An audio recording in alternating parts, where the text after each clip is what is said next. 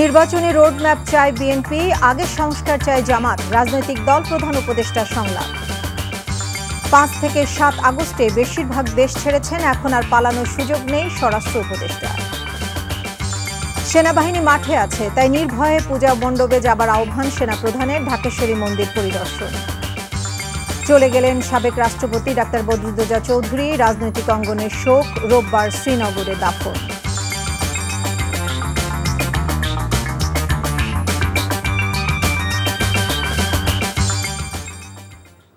আসসালামু আলাইকুম। নাজনীন আহমেদ স্বাগত জানাচ্ছি এনটিভির সন্ধ্যার খবরে। ক্রাউন সিমেন্ট শিরোনাম দেখছিলেন। প্রধান রাজনৈতিক দলগুলোর ঐক্যমত্যের ভিত্তিতে নির্বাচন কমিশন গঠন সহ নির্বাচনের রোডম্যাপ ঘোষণার দাবি জানিয়েছে বিএনপি।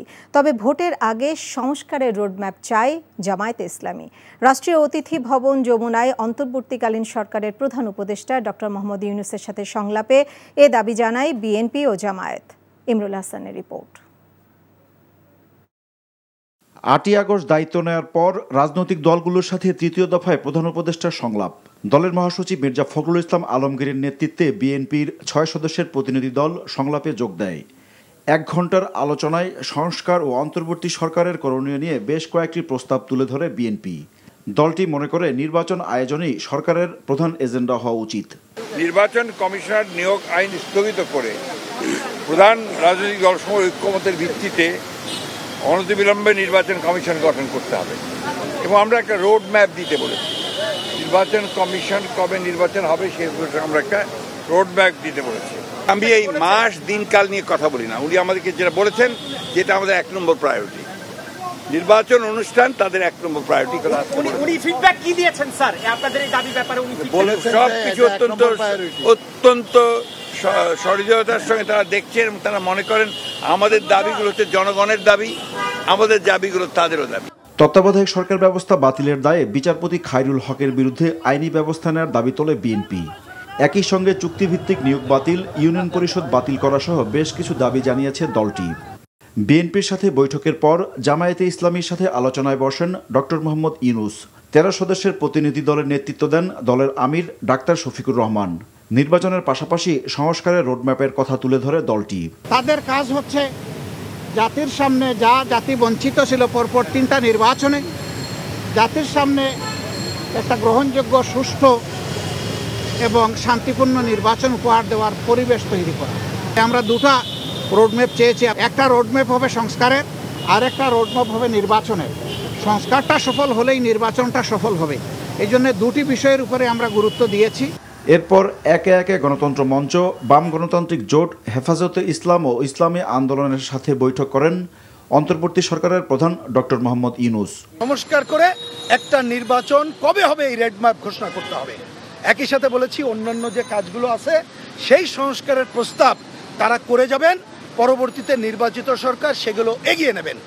এর বাইরে এই সরকারের এমন কোনো কাজ করা উচিত হবে না যা মানুষের কাছে প্রশ্নবিদ্ধ তাকে করবে। কোনো কোনো জায়গায় এরকম হচ্ছে, আগে একটা দল একরকম ভাবতো, কনস্টিটিউশন নিয়ে একটা পজিশন ছিল, এখন মনে করছে না একটা ভালো নির্বাচনের জন্য, গণতান্ত্রিক রাষ্ট্র করবার জন্য আমাদেরকে সবগুলো মিলেই কাজগুলো করা দরকার, সেগুলোতে তারা কোনো বাধা দেবেন না।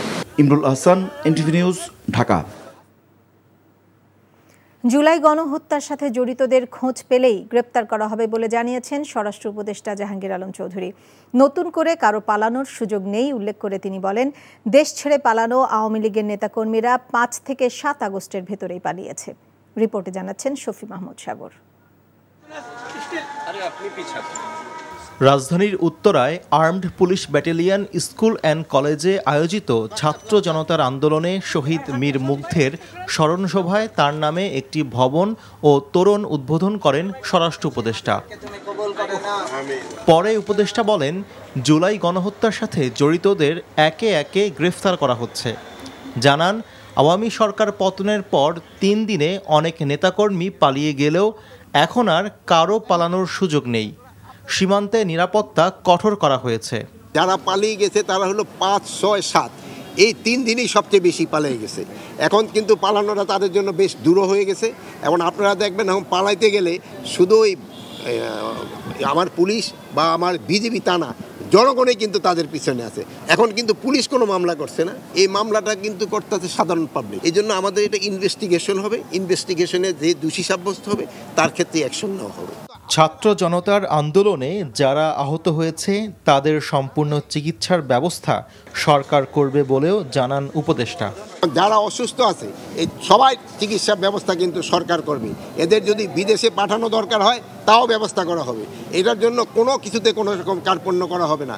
বিদেশ থেকে ডাক্তার আনা হবে, তারাও যদি কেউ সাজেস্ট করে যে এদের কাউকে বিদেশে নিয়ে যাওয়া দরকার, তাকে বিদেশে নিয়ে যাওয়া হবে।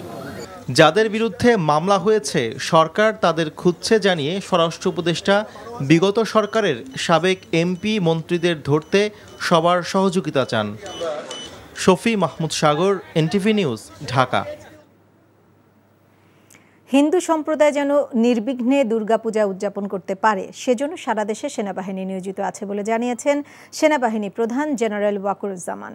বিকেলে রাজধানীর ঢাকেশ্বরী মন্দির পরিদর্শনে গিয়ে তিনি একথা বলেন। নজরানা চৌধুরীর রিপোর্ট। কয়েকদিনের মধ্যেই শুরু হচ্ছে বাঙালি হিন্দু ধর্মাবলম্বীদের বৃহত্তম উৎসব দুর্গাপূজা। ঢাকের তালে দুর্গাদেবীকে সম্মান জানাবে হিন্দু সমাজ। এরই মধ্যে দেশব্যাপী পূজার প্রস্তুতি পুরোদমে শুরু হয়ে গেছে। তবে দুর্গাপূজার সময় এক ধরনের নাশকতার আশঙ্কা সবসময়ই থাকে। এ অবস্থায় পুলিশের পাশাপাশি সেনাবাহিনী মাঠ পর্যায়ে আইনশৃঙ্খলার দায়িত্ব পালন করছে। তারই অংশ হিসেবে সেনাবাহিনী প্রধান জেনারেল ওয়াকারুজ্জামান রাজধানীর ঢাকেশ্বরী মন্দির পরিদর্শনে যান। এ সময় দুর্গাপূজা উদযাপনের সার্বিক পরিস্থিতি অবহিত করেন পূজা উদযাপন কমিটির নেতারা। ঢাকা শহরে কিন্তু আমাদের কুমারী পূজা হচ্ছে না, কুমারী পূজা হচ্ছে মায়ের পূজা, যুগন্ত মায়ের পূজা সেখানে হচ্ছে না, কারণ নিরাপত্তা নেই। আমরা বিশ্বাস করি আপনার নেতৃত্বে আমাদের হিন্দু, বৌদ্ধ, খ্রিস্টান পূজা যেতে সবাই শান্তিতে থাকবে। সেনাবাহিনী প্রধান নিরাপত্তা পরিস্থিতি নিয়ে বেশ কিছু পরামর্শ দেন। বলেন, আবহমান কাল ধরে বাংলাদেশের মুসলমান, হিন্দু, বৌদ্ধ ও খ্রিস্টান সম্প্রদায়ের মানুষ একসাথে বসবাস করেছে এবং নির্বিঘ্নে নিজেদের উৎসব পালন করেছে। আপনারা নির্ভয়ে আপনাদের পূজা মণ্ডপে যাবেন, আপনাদের এই পূজা করবেন, ভয় পাওয়ার কোনো কারণ নাই। আমি সারা বাংলাদেশে বিভিন্ন জায়গায় আমার সেনাবাহিনী ডিপ্লয় করা হয়েছে, আমি বিশেষভাবে বলে দিয়েছি। এটাই স্বাভাবিক হওয়াই কথা ছিল যে আমরা স্বভাবতই একটা সুন্দর পরিবেশ চাই এবং সেই পরিবেশে সবাই আপনাদের এই পরবটা আপনারা উদযাপন করবেন। পূজা উদযাপন কমিটির নেতারা ছাড়াও পুলিশ প্রশাসন ও সেনাবাহিনীর ঊর্ধ্বতন কর্মকর্তারা এ সময় মন্দিরে উপস্থিত ছিলেন। নজরানা চৌধুরী, এনটিভি নিউজ, ঢাকা। আওয়ামী লীগকে বিচারের সম্মুখীন না করে তাদের রাজনীতি করার সুযোগ দেওয়া হবে না বলে জানিয়েছেন বৈষম্য বিরোধী ছাত্র আন্দোলনের অন্যতম সমন্বয়ক হাসনাত আব্দুল্লাহ।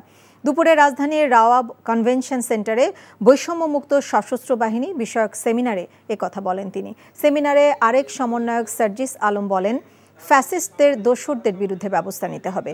যারা প্রত্যক্ষ ও পরোক্ষভাবে আওয়ামী লীগকে সহযোগিতা করেছেন তাদের বিরুদ্ধে এই সরকারকেই ব্যবস্থা নিতে হবে। সেমিনারে রাজনৈতিক বৈষম্যের শিকার সাবেক সামরিক অফিসাররা বৈষম্যহীন ও পেশাদার সামরিক বাহিনী গঠনের গুরুত্ব তুলে ধরেন। এ সময় সামরিক বাহিনীতে রাজনৈতিক হস্তক্ষেপ বন্ধে 3 দফা দাবি জানানো হয়।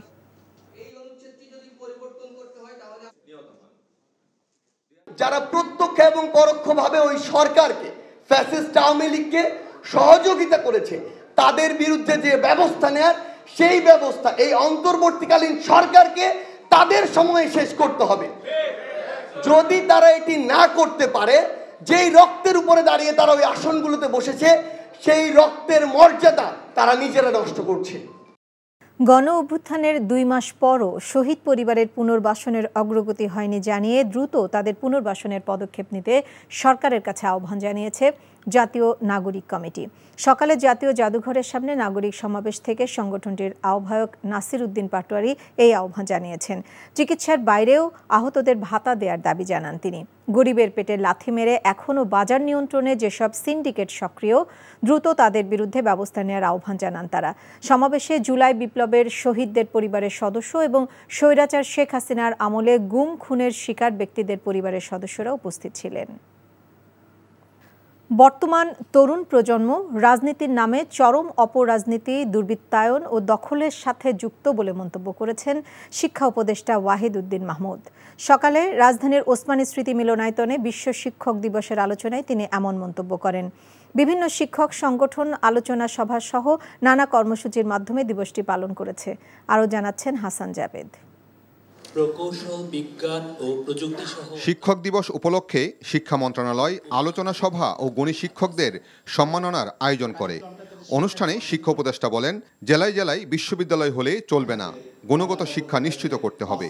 মাত্র 2-3 সপ্তাহে পাঠ্যপুস্তকে পরিমার্জন করা হয়েছে জানিয়ে ওয়াহিদ উদ্দিন মাহমুদ বলেন, নতুন বছরের প্রথম দিনে বই তুলে দিতে কিছুটা তাড়াহুড়া করে পাঠ্যপুস্তকে পরিমার্জন করা হয়েছে। এক্ষেত্রে কিছু ভুল ত্রুটি থাকতে পারে। এখনকার তরুণ প্রজন্ম ছাত্র রাজনীতির নামে চরম অপরাজনীতি, দুর্বৃত্তায়ন এবং দখলদারির ছাত্র রাজনীতির সঙ্গেই শুধু পরিচিত। বিশ্ববিদ্যালয়ের মূল কাজ বিশ্বমানের উচ্চ শিক্ষা ও গবেষণা এবং সেই সঙ্গে মুক্ত চিন্তা ও বুদ্ধিবৃত্তিক চর্চার স্বাধীনতা। এদিকে জাতীয় প্রেস ক্লাবে বাংলাদেশ আদর্শ শিক্ষক ফেডারেশন আয়োজিত আলোচনা সভায় জামায়াতে ইসলামীর নায়েবে আমির অধ্যাপক মুজিবুর রহমান অন্তর্বর্তী সরকারের উপদেষ্টাদের ইসলামী ভাবধারা মেনে চলার আহ্বান জানান। বক্তারা অভিযোগ করে বলেন, বিগত সরকার শিক্ষা ব্যবস্থাকে ধ্বংস করেছে। সকল উপদেষ্টা দেশের মেজরিটি মানুষের যে আদর্শ, ইসলামী আদর্শ, এই আদর্শের চিন্তা চেতনার অনুযায়ী তারা দেশকে পরিচালনা করবে, সেভাবেই চিন্তা করবে। জনগণের চেতনার বাইরে যাতে কোনো চিন্তা তারা না করেন, সেজন্য প্রয়োজন হলে উপদেষ্টাদেরকেও পরিবর্তন করতে হবে, উপদেষ্টার মধ্যেও সংস্কার আনতে হবে, তাহলে এই জাতি সঠিকভাবে চলতে পারবে। জাতীয় প্রেস ক্লাবে বাংলাদেশ শিক্ষক সমিতি ফেডারেশন আয়োজিত আলোচনা সভায় বক্তারা বলেন, শিক্ষকরা জাতি গঠনে মূল ভূমিকা পালন করে, অথচ তাদের বেতন কাঠামোতে এখনও বৈষম্য বিরাজ করছে। দ্রুত এই বৈষম্য নিরসনের দাবি জানানো হয়। হাসান জাবেদ, এনটিভি নিউজ, ঢাকা। ঢাকা মহানগর গোয়েন্দা কার্যালয়ে আর কোনো আয়না ঘর থাকবে না বলে আশ্বাস দিয়েছেন ডিএমপির অতিরিক্ত কমিশনার রেজাউল করিম মল্লিক। রাজধানীর মিন্টো রোডে মিডিয়া সেন্টারে সংবাদ সম্মেলনে ডিবি প্রধান দাবি করেন, সংস্থাটির কলঙ্কিত অধ্যায় শেষ। অভিযুক্তদের আর হয়রানি করা হবে না জানিয়ে বলেন, মানুষ ন্যায় বিচার পাবে। গোয়েন্দা পুলিশের কোনো কর্মকর্তা কোনো অপরাধের সাথে জড়িত হলে তাকে আইনের আওতায় আনা হবে বলে জানান এই অতিরিক্ত কমিশনার। দুর্গাপূজার নিরাপত্তায় রাজধানী জুড়ে ব্যবস্থা নেওয়া হয়েছে বলে জানান তিনি। আমি অ্যাসিস্ট্যান্ট কমিশনার থেকে ঢাকা মহানগর গোয়েন্দা ইকোনমিক ক্রাইম সোশ্যাল মিডিয়া স্পষ্টভাবে বলতে চাই, ঢাকা মহানগর গোয়েন্দা অফিসে আর কোনো আয়নাঘর থাকবে না। এখানে কোনো নায়ক নায়িকা বা সেলিব্রিটিদের সময় কাটানোর জায়গা হবে না। থাকবে না কোনো ভাতের হোটেল। আসামি যেই হোক না কেন সেই ন্যায় বিচার পাবে। গ্রেপ্তারকৃত আসামিদেরও নির্যাতন করা হবে না। ডিবি অফিসের নাম শুনলে আর কেউ যেন আতঙ্কিত না হয়। ডিবিকে মানুষের আস্থা ও ভালোবাসার স্থান হিসেবে প্রতিষ্ঠিত করতে চাই। পুলিশকে দলীয়ভাবে ব্যবহার করা হবে না, সেই বিষয়ে রাজনৈতিক সদিচ্ছা খুব জরুরি।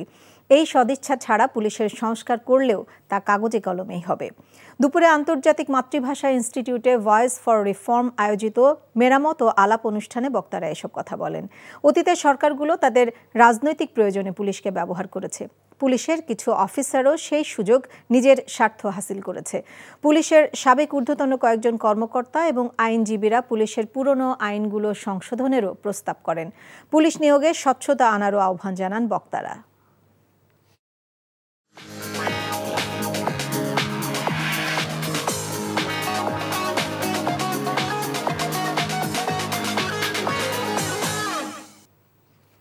নগদ নিবেদিত অর্থনীতির খবর।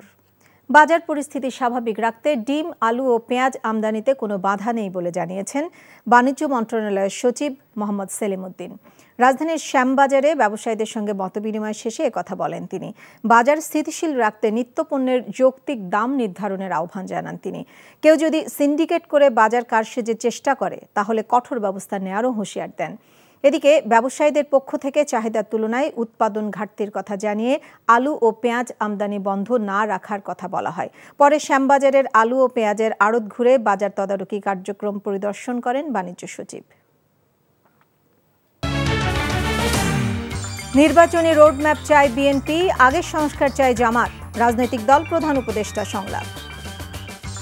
5 থেকে 7 আগস্টে বেশিরভাগ দেশ ছেড়েছেন, এখন আর পালানোর সুযোগ নেই স্বরাষ্ট্র উপদেষ্টা। সেনাবাহিনী মাঠে আছে, তাই নির্ভয়ে পূজা মণ্ডপে যাবার আহ্বান সেনা প্রধানের, ঢাকেশ্বরী মন্দির পরিদর্শন।